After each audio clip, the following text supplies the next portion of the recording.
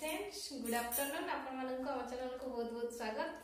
केमती अच्छा समस्ते आशा करुच्ची समस्ते भले थे मुझे भलरे अच्छी। तो मुझे आज आपको देखी माने मो चुटी केमती ऑयलिंग करे मो चुटी केमती केयर निए।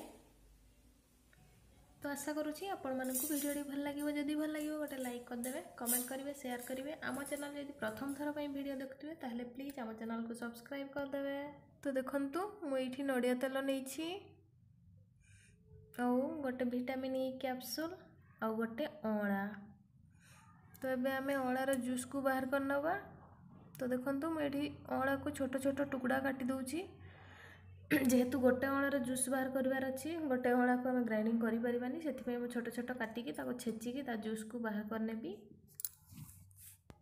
अँलारे विटामिन सी अच्छी एंटीऑक्सीडेंट अच्छी जोटा कि आम चुटी पाई बहुत भल काम करि थाए।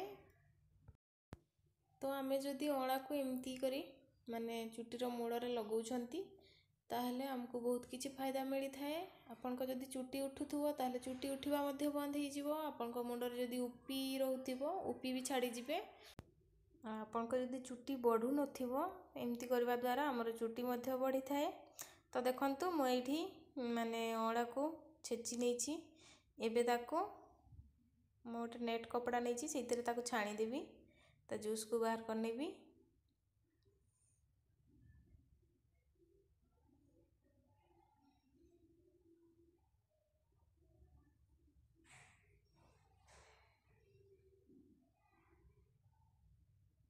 तो देखंतु मु एमती ताको चिपुड़ी की ता जूस को बाहर कर नउछि।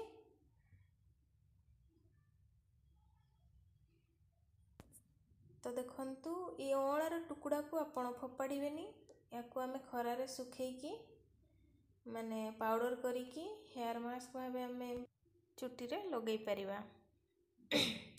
तो देखंतु मु एमती माने लगे लगे एतकी टुकड़ा करिछि याको परे पाउडर करिकी चुटी रे लगेइबी। तो देखंतु गोटे अँलारे हमर एतकी जूस बाहरिछि। एबे आमे सेथिरे गोटे विटामिन ई कैप्सूल ऑयल को मिक्स करिबा।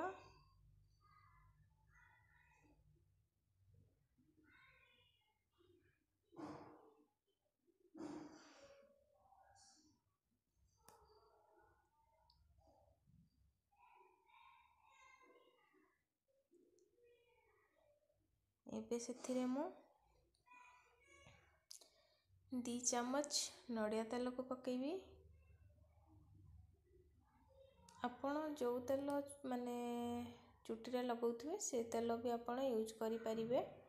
तो मु एठी नड़िया तेल नेछि एबे ताको आमे मिक्स कर दबा पूरा।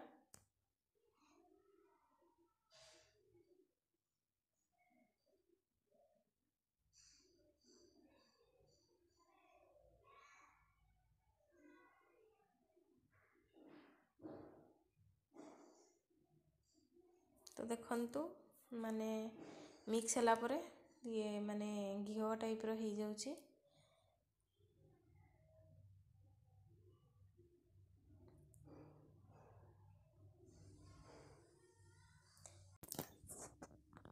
एबे आमे तेल को चुटी रो मूल रे लगे नपा।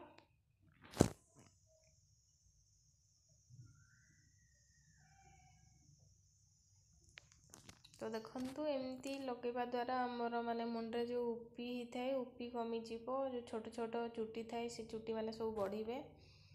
आउ जदि जहार माने चुटी उठुथिबो से चुटी उठिबा मध्ये बंद हो जिवो। अँला जानिथिबे माने चुटी पई बहुत ही भलो काम करि थाए। तो देखंतु मु एठी एबे चुटी रो मूल रे लगे नेबी तेल को।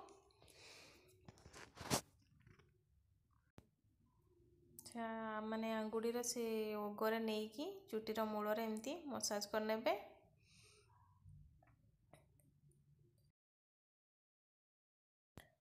एमती मसाज करबा द्वारा हमर मुंडरे ब्लड सर्कुलेशन भल होता है।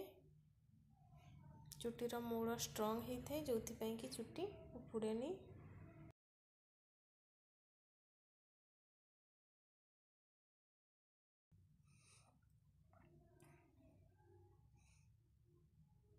तो देखंतु मु एमती करी सब मुंडर सबुआडे लगे नउछि।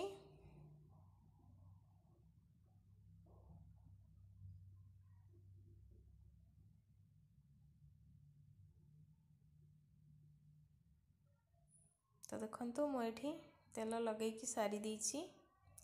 एबे मुंड को 5-7 मिनिट पर्यंत एमती मसाज करनियंतु। एमती मसाज करबा द्वारा हमर माने माने मुंडर ब्लड सर्कुलेशन भलो ही थाए।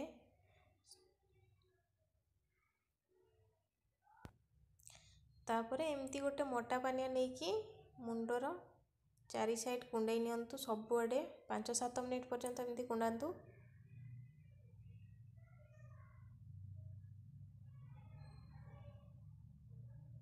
तो देखंतु मु जेमती कुंडौछि सेमती कुंडई नेबे। एमती मुंड को कुंडई सारिबा परे चुटी को खसा बांध दियंतु। ता पर दिन गाधेला बेले चुटी को नॉर्मल पानी रे धोई दियंतु। शाम्पू फाम्पू किछि लगेबेनी। तो एमती सप्ताह रे आपण 2 थर करंतु, देखिबे आपनक चुटी उठिबा कमी जिवो। मुंड रे डैंड्रफ थिले डैंड्रफ कमी जिवो। हेयर माने चुटी भी बढ़िबो।